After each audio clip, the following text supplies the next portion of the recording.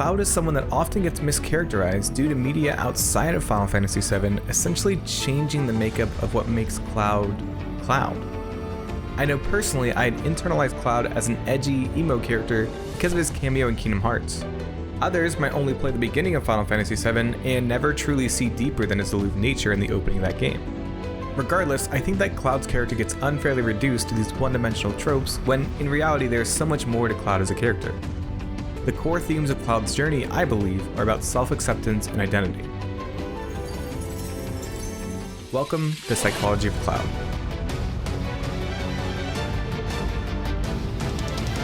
Before we begin, I want to make a note that this will seek to cover Cloud's psychology from the Final Fantasy VII compilation. Due to the remake being part of a new trilogy, I kinda want to wait for that to release before I cover the Cloud we see in that game. I hope that this analysis will give a base to work off of when discussing the Cloud from the remake series. I have enlisted the help of some of the lore masters of Final Fantasy VII, Schrodinger's Baby Seal, and Sleep Easy to make sure that I am being accurate when talking about this character, and I am so appreciative that they have taken the time to help me with this project. Without further ado, let's talk about Cloud. Act 1. Banner of Revolution.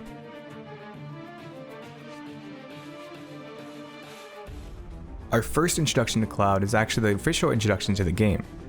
The brief synopsis sets expectations for the journey ahead. The last line, though, gives us our first look into who our main protagonist is. One mercenary for hire must look amidst the lies and deception and find the man he is within. Already, it sets the tone for Cloud. Someone who maybe isn't being true to themselves, dealing with lies and deception around him. While this initially sets up a feeling of unease around who the player can trust, we soon learn that this line foreshadows something much more insidious, hinting at an unreliable narrator in Cloud himself. Identity and reliability is something typically assumed of a protagonist, so this initial introduction would not really have set off any flags for people. Though this spread, that came out before the release of Final Fantasy VII, is pretty interesting. In the abyss of his soul, truths concealed in memories stolen by Maka begin to stir. Like a signpost, they beckon him back to the time his old aspirations were lost. Again, this doesn't set up a distrust of Cloud, but it does show us that there is something more under the surface. As the game starts, we follow Cloud in his first mission for a group known as Avalanche. Cloud joins this eco-terrorist organization, and we learn that he is someone who defected from Soldier, a special forces team from Shinra. The way Cloud carries himself here is aloof, but highly confident. An air of superiority floats around him as he deals with Avalanche. I'm gonna mainly assume that you know the basic plot of Final Fantasy VII, so while I will be reviewing the story to give insight into Cloud, it will not be a catch-all or recap in any way. Please do not use this as a way to learn the story, as that is not the intent of this. I will be jumping around to points in the future of the story to then give us context for what we see in the present as we're going through the game. So please have a good understanding of Final Fantasy VII before you watch this video. Now, it's important to understand that the Cloud we see here in the beginning of the game is an amalgamation of the original Cloud implanted with Zack and Tifa's memories. Someone who has essentially replaced his identity with a fantasy. Cloud had always wanted to be part of Soldier First Class, but when he enlisted, he was deemed not mentally strong enough for Soldier and relegated to an infantryman. This was a blow to his sense of self, as it seems that despite his physical capabilities, his mental faculties were not good enough. This shame stays with him, as when he returns to his home, he keeps his helmet on, not even speaking to his childhood friend Tifa. He was too embarrassed where he had ended up that he hid himself in order to not feel further shame. He wanted to be something, a notable person, but he wasn't able to live up to that expectation of himself. Drawing from Tifa's memories and his own, we see that he was always left out of her group, never being invited or feeling wanted, and that also shows up here with Tifa's new group of friends. Along with his own perception of what a perfect soldier should be, he creates this identity that doesn't need or want the approval of others, but is there to be the hero mixing up his own wants with the memories of others. This helps us better understand his attitude during the beginning. Cloud is only interested in completing the mission, getting his money, and moving on. He isn't interested in any of Barrett's ideals, flippantly writing off his speech. I almost wonder if this is some kind of projection. Cloud had lofty ideals of being strong and having Tifa notice him, but it was all tossed aside. Maybe unbeknownst to even himself, Cloud is projecting his old perceived weak self onto Barrett and treating him with disdain. He is so focused on being somebody strong that he is walled up to connecting with anyone, especially those that remind him of himself. His obsession with being seen as cool, for lack of a better word, has him saying stuff like, "It's no big scene, just what I always do." after he dives into the train car and scares Avalanche. He shrugs lightly and acts confused that they would even worry about him when it comes up. It's hard to tell whether this is him acting aloof, or if this is part of his actual identity poking through, where he doesn't feel that he is important enough to be thought about. See, this would line up with Cloud genuinely being confused and thinking, wait, they actually care? We do see that a couple of the Avalanche members kind of are confused by how he acts, a little immature almost. Though, seeing as how he's lost a significant chunk of time due to those experiments done by Hojo, it also is likely that he has just lost out a bit on learning to socialize with new people. The Cloud we see is playing catch up with the rest of the world, trying to make up for his lost experiences. It's another reason to add why he has this tough persona up. It would be easy to feel lost if you suddenly woke up in an older body with no recollection of the events leading up to it.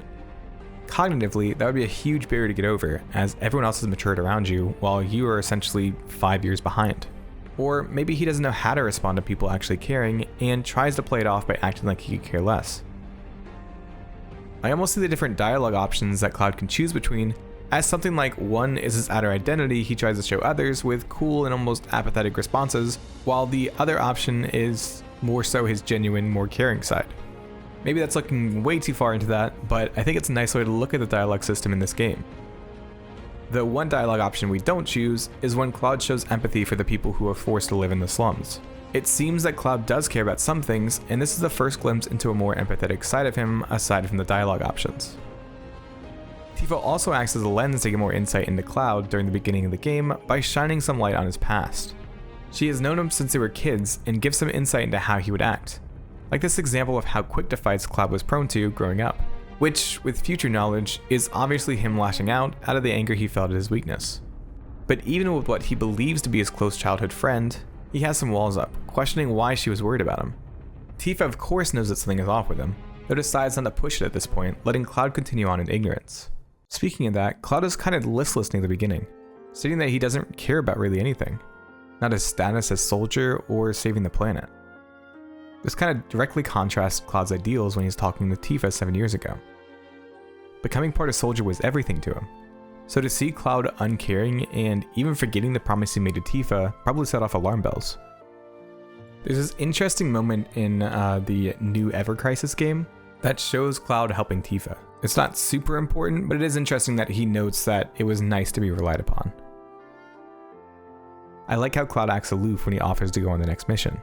There's still his genuine inner self still lying down deep inside, still wanting to be helpful and strong for those he cares about. This moment here when the reactor is falling apart is pretty indicative of the inner conflict going on inside of Cloud. Be strong or reach out for help. Essentially, it doesn't matter as Cloud falls regardless, but these options let us peer inside his mind, giving us that look at the two opposing sides at war in Cloud. As Cloud falls into the slums, we get a new character introduced to him. The interactions with Aerith are interesting in contrast a bit to Tifa's. We see a little bit of awkwardness, and the choices can be either nice or feigning ignorance typically. It's interesting how in confusing or new situations, Cloud kind of falters in his cool guy act before putting his nonchalant approach back up.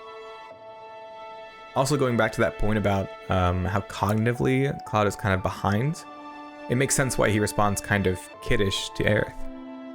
Like with Avalanche, he finds some comfort and familiarity in a protector role, naturally taking over and helping Aerith when she is in trouble. He's a natural helper as well, working hard to safely take Aerith back home. A pretty sharp contrast to the entire intro of Final Fantasy VII, showing Cloud trying to act apathetic. We've seen it before, but when there is real danger, Cloud slips out of his persona to help others. Rather than being standoffish with Aerith here, for example, after escaping the Turks, he asks questions in order to gain more information so he can help, and even cracks a joke with her while jumping across the slums.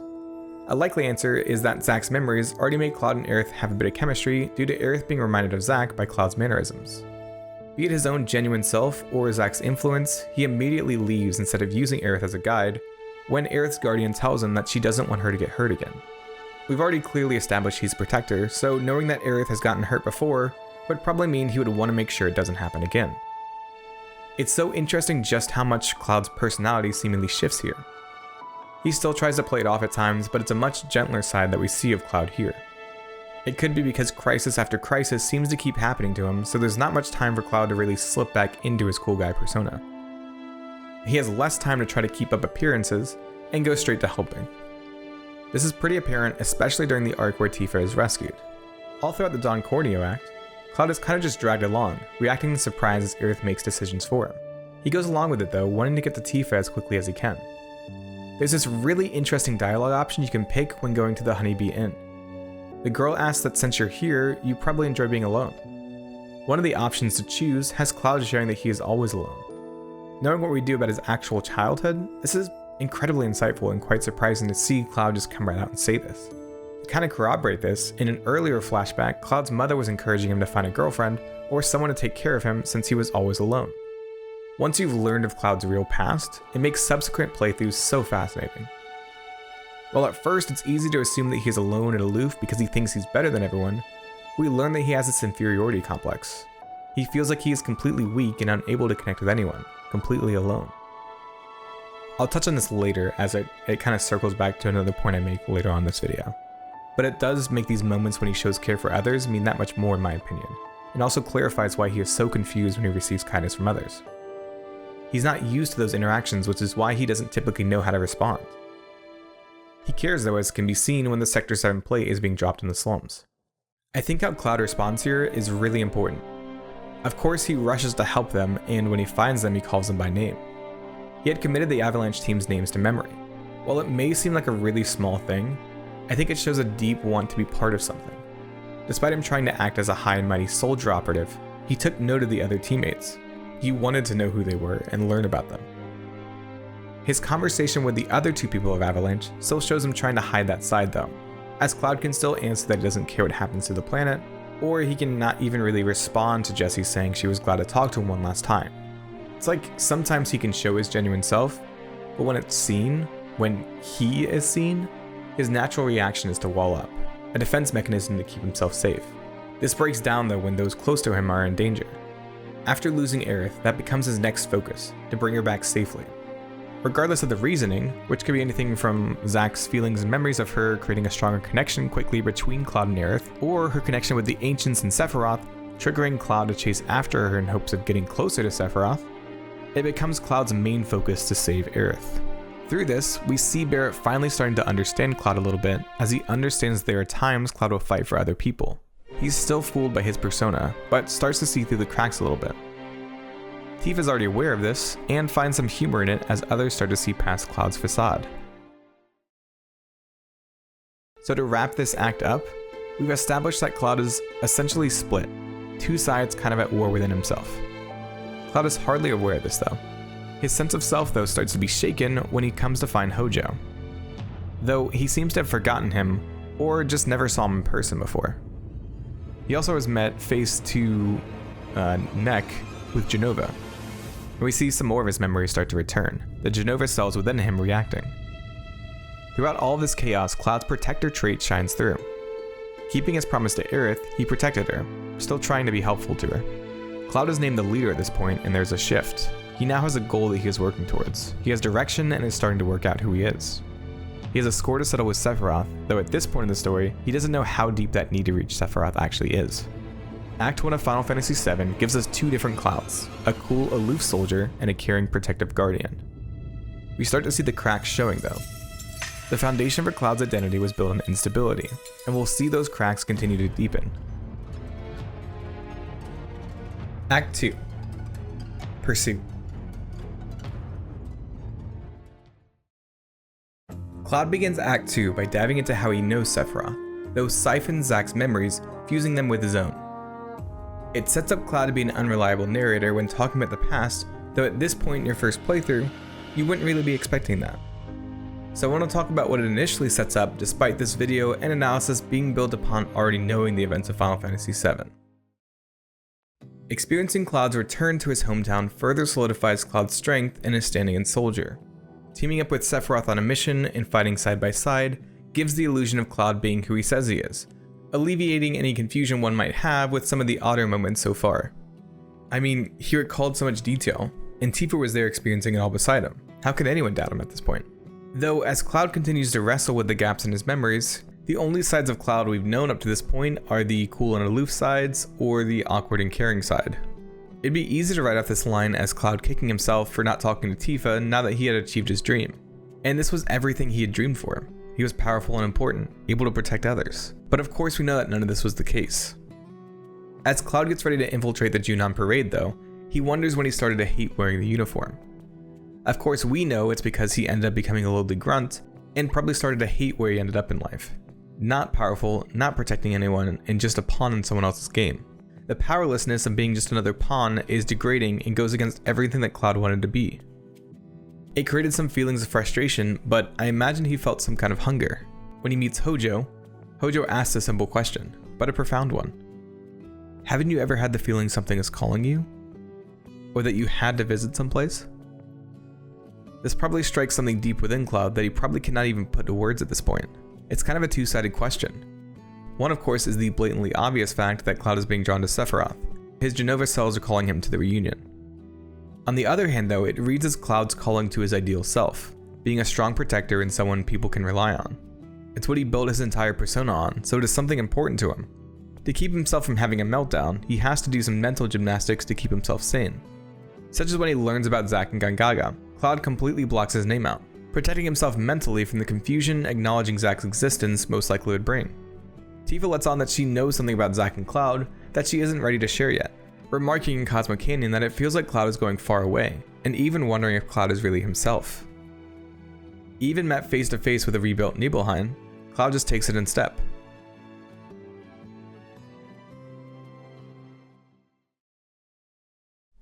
Aerith here shows some surprising insight, pointing out how Cloud acts exactly like Zack, but that she wants to meet the real him. I shotgun these scenes because I think they all encapsulate one thing. Cloud is in denial. There is mounting evidence that Cloud is forgetting or suppressing these key moments, but Cloud keeps moseying along without really addressing or acknowledging them.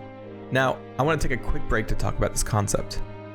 Our brains are really uncomfortable when reality doesn't match up with our personal views and beliefs. It's really distressing to be in that tension between our perceived reality and actual reality. So if there's a disconnect, our psyche tries to alleviate that as much as possible. So either we accept that our perceived reality is wrong and turn to the truth, or we have to alter or ignore reality so we can keep moving forward in ignorance. All throughout Act 2, there's been a major focus on the other characters, fleshing them out and showing the player who they are. It greatly contrasts Cloud's own demeanor, who is only focused on Sephiroth. Cloud wants to take him out, even making the comment that he will be the one to do it, which some of his party members will remind him that they're there beside him. It's like Cloud hyperfixates on this goal so as not to focus on his own problems or what he is going through. It's a very interesting act for sure, as so much of the focus is off of Cloud until the end. When Cloud's Jenova cells are awoken, his sense of self finally starts to splinter. Sephiroth puts him face to face with reality. Unable to look away, Cloud finally has to look inwards. Aerith is there to distract him as she tries to keep him together until they can get to safety, but Cloud can't handle the strain. The Jenova cells take control, causing him to both hand over the black materia to Sephiroth and also attack Aerith. He has this thought, if all this is a dream, then don't wake me. Essentially the crux of denial. I don't want things to change, so I'll ignore the problems appearing. But now it's too late. The confidence and almost nonchalant nature that Cloud has carried throughout the game has shattered. There's a shakiness to him, a fear in who he actually is. He's scared of what will happen to him if he gets close to Sephiroth again. He actually admits he is afraid not just of Sephiroth, but of the truth about who he is.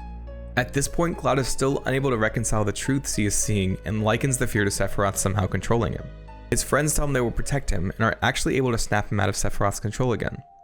Though, we all know the outcome here in the City of Ancients.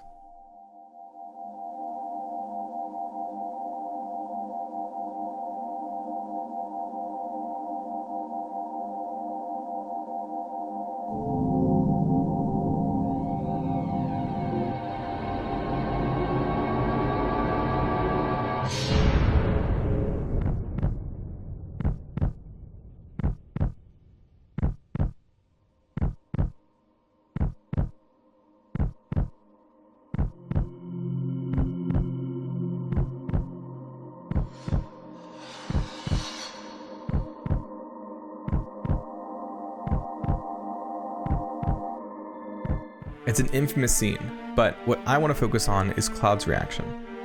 Cloud snaps as he holds Aerith. He finally has a surge of emotion, and as the player, we finally learn that Cloud is a puppet, filled with Jenova's cells and a puppet for her to use. Sephiroth tries to insinuate that he is all fake, that he was created just to serve, that he wasn't actually real beforehand. He tries to reiterate that he is Cloud, an ex-soldier from Nibelheim who came to take revenge on Sephiroth. But he is afraid of himself. There's a part of himself that isn't really him, and he starts to fear that maybe he isn't real at all. See, at this point, Cloud doesn't want to give up the reality that he was an ex-soldier. He wants to hold on to that denial, but the more he holds on to that, the more he is splintered apart. He wants to give up, but after everything he has witnessed from Sephiroth, he can't just give up that easily. So he enlists the help of the others to continue with him. Cloud at the end of Act 2 is finally met face to face with the real truth. This act can be encapsulated by two words: denial and deconstruction.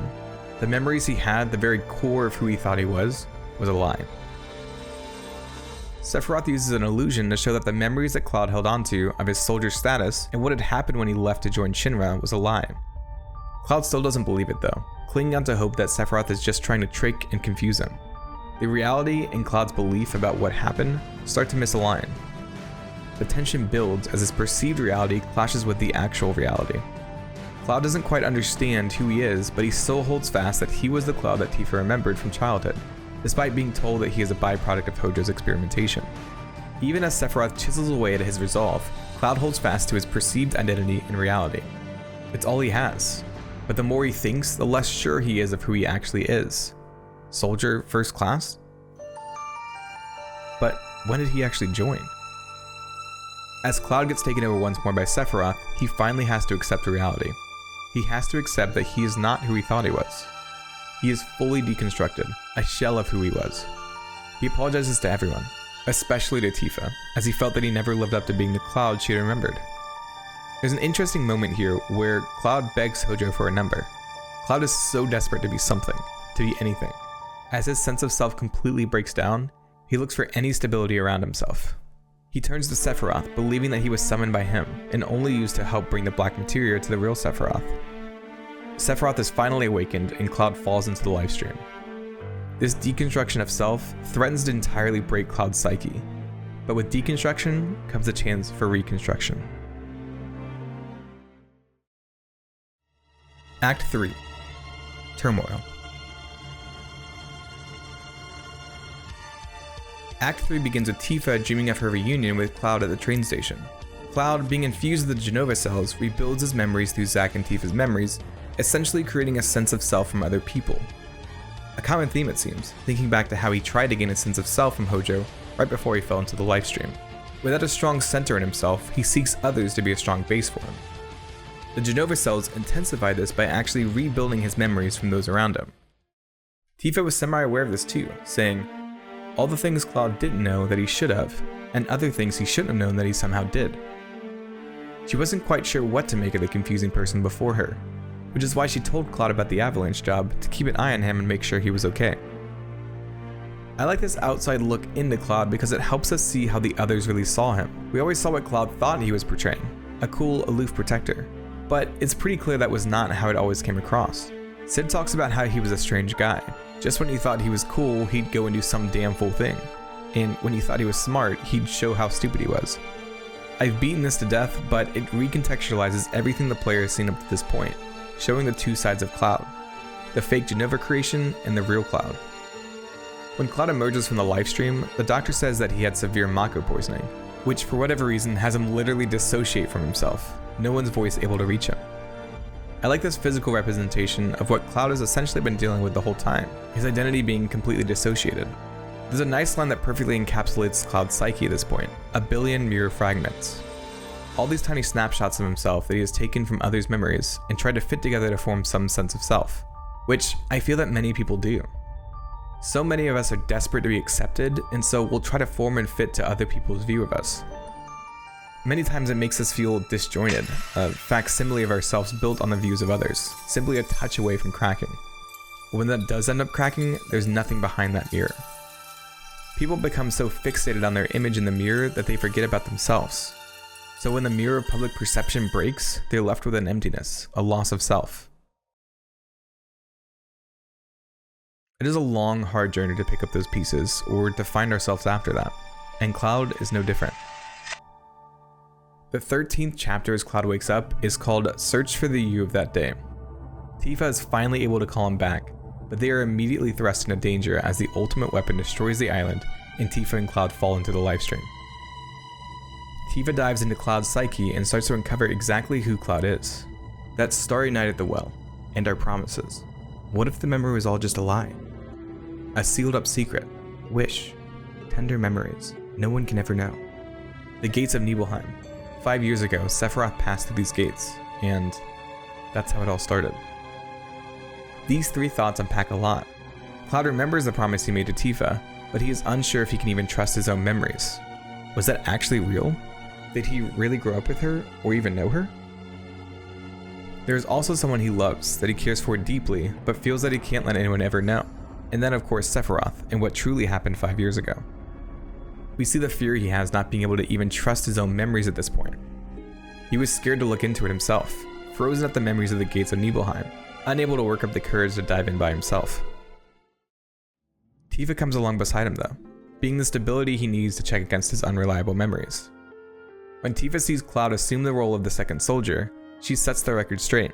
She lets him know that the second soldier alongside Sephiroth was not Cloud.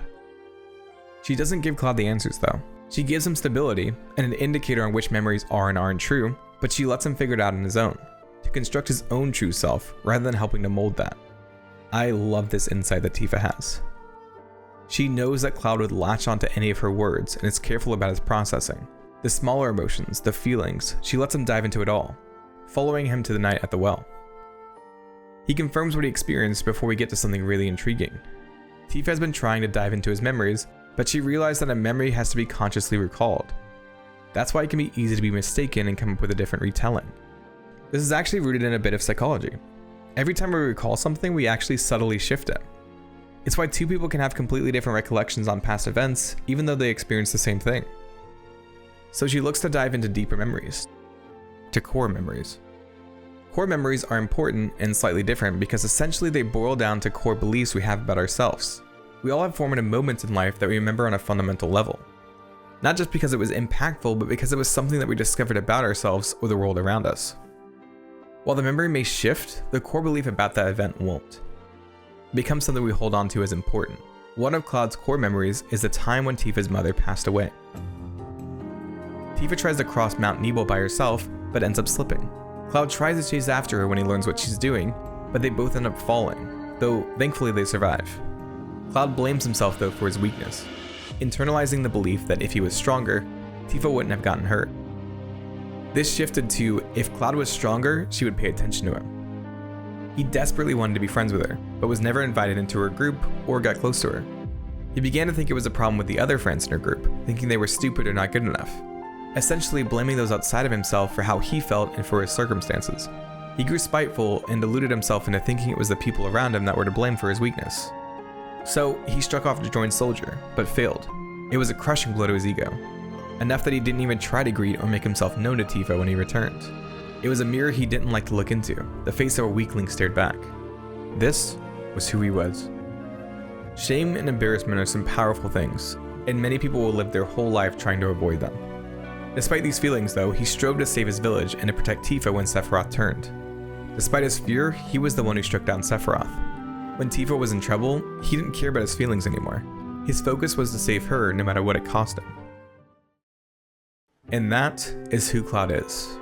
Underneath it all, the good and the bad, Cloud wants to be someone that others can rely on. He wants to be part of something. To be connected to others and being strong was his vision for how that could happen.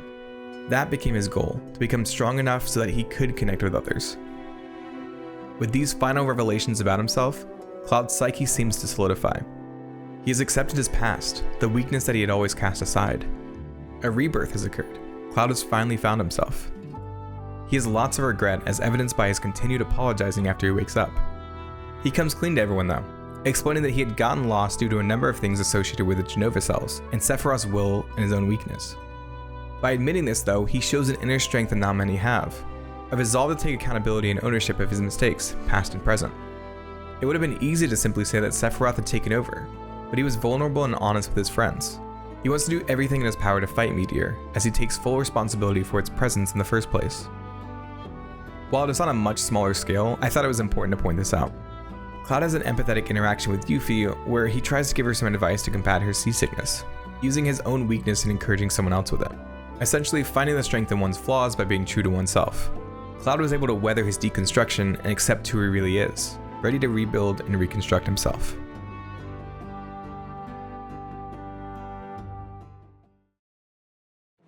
Act 4. Decisive Battle. Act 4 shows quite a different side to Cloud in my opinion. He continues to show a more open side of himself, and it feels like a completely different person. No longer is he holding up this persona of being the cool guy. It's rather refreshing. He openly talks of how he can't go on without his friends, like when Sid is stuck during the rocket ship up into Meteor. He is actively and wholeheartedly doing whatever he possibly can to help his friends.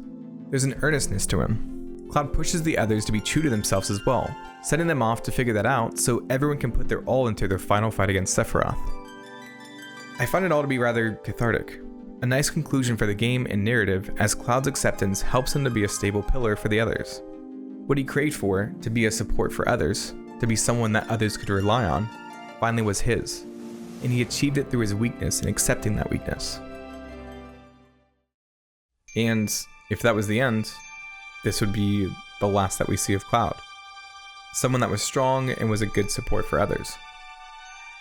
But after this battle, something happens to Cloud. I tried, but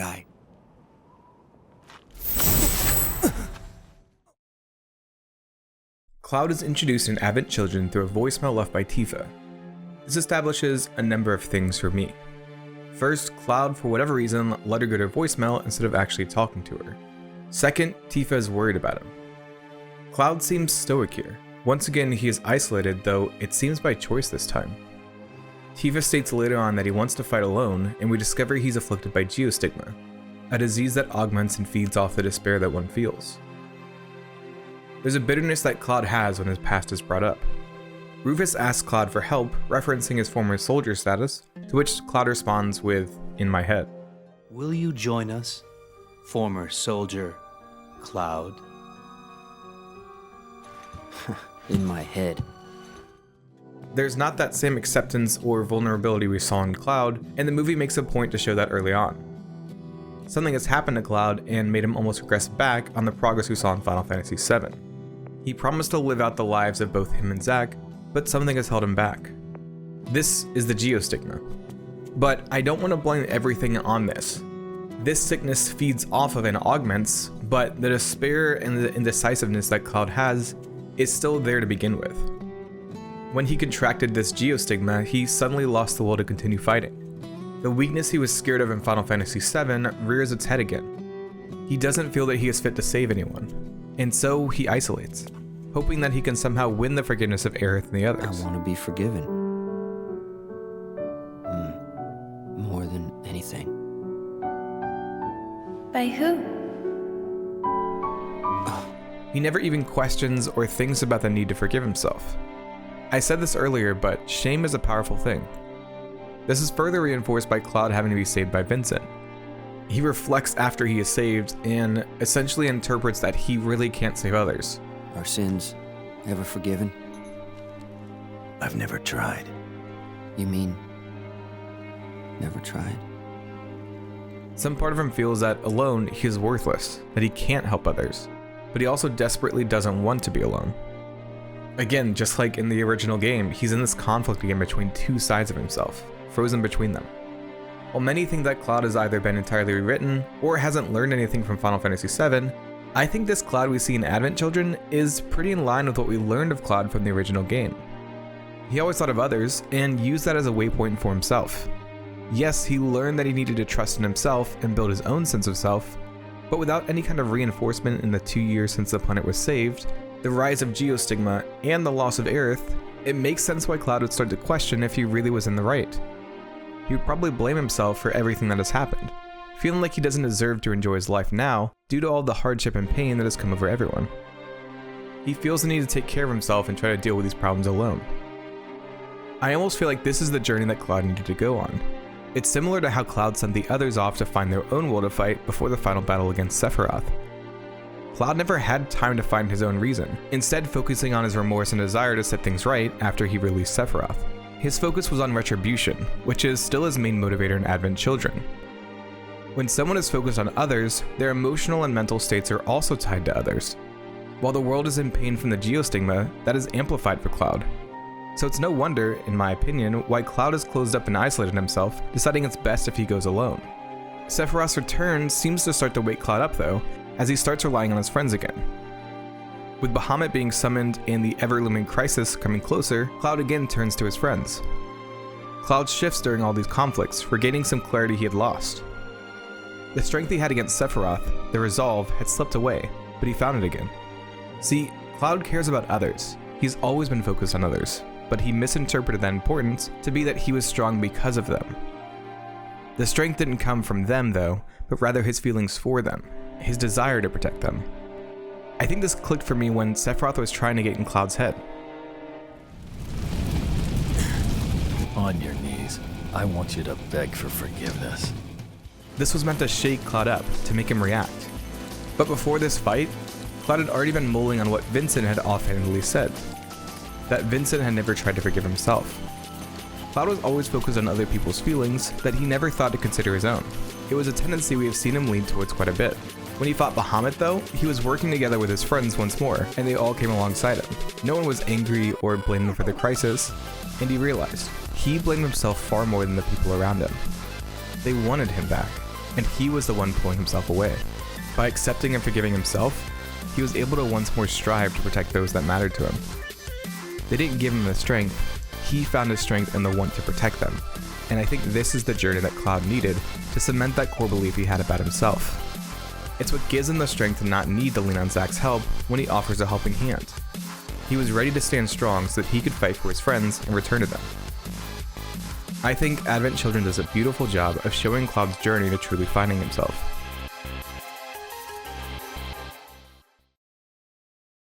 And that is the psychology of Cloud. I loved this journey diving into who Cloud really is, because I tend to find, like I said in the beginning, that people really mischaracterize him. They take a snapshot of a certain time and use that as a basis for what makes Cloud, Cloud. There's a common through line throughout this video that I hope was shown clearly. Cloud is a protector, that is his dream. He wants to be able to protect those that matter and be important to people he cares about. It motivates almost all of his actions throughout the different moments of this game. Be it protecting Aerith or Tifa or the world that he comes to truly care for, he wants to be strong for them. This initially is achieved through lies, as Cloud creates a fake persona and strength, relying on that to draw people towards him, but the cracks start to show pretty early on. His friends start to catch on that there is a softer Cloud below his tough exterior and embrace that. As Cloud begins to wrestle with who he actually is, he is able to fall back on his friends and they support him, helping him rediscover himself. Tifa in particular plays a vital role in this, though is careful to not influence his rediscovery so that the Cloud that returns is not based on other people but on his true self. They continually show that support even after they defeat Sephiroth and he isolates himself. This isolation is done out of a fear that maybe he isn't strong, that maybe he was only strong because of those around him. Again though, he's able to go through that journey of discovery and come away stronger than before. I think this story is really relatable to many of us. In such a social period today, it can become really easy to create a sense of self through others. We may convince ourselves that we need other people to make us strong, and when we build our image up through others, we lose ourselves when we are alone. It can be really confusing as we try to find our way. I encourage you, if you related to Cloud throughout this video, maybe you have a journey of discovery that you need to take. Maybe you've been seeing those cracks in your own life starting to form, or maybe you lost a friend and feel like you've lost yourself. Don't be scared. Take that step forward on your journey. You will come out the other side stronger for it. You see, everything's all right.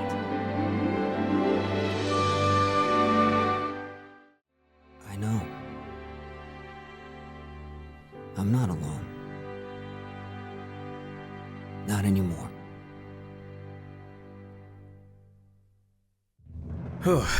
Thank you guys for watching this video. A lot of work and love went into this. If you made it to the end of this video, first off, thank you. This was a long, very meaty video. So comment like Soldier First Class if you made it this far, so I can, see who see who made it to the end. I would greatly appreciate it if you subscribed or shared this video. If you want to go the extra mile, I have opened a Patreon and channel memberships. just because to make these videos takes so much time. Also a lot of money, as I'm like hiring editors and trying to make sure that I get these out at like a good time. So if you want to support me, that is so incredibly appreciated. You have no idea. If you found this video insightful and helpful, I made other videos on Sora and some other characters from Kingdom Hearts, so be sure to check those out by clicking the cards on screen. I also do plan to branch out to a bunch of other Final Fantasy characters. I really want to do a psychology video on Lightning from Final Fantasy 13, as well as Clive and the other characters of Final Fantasy 16. Again, thank you so much for watching, and I will see you in the next video.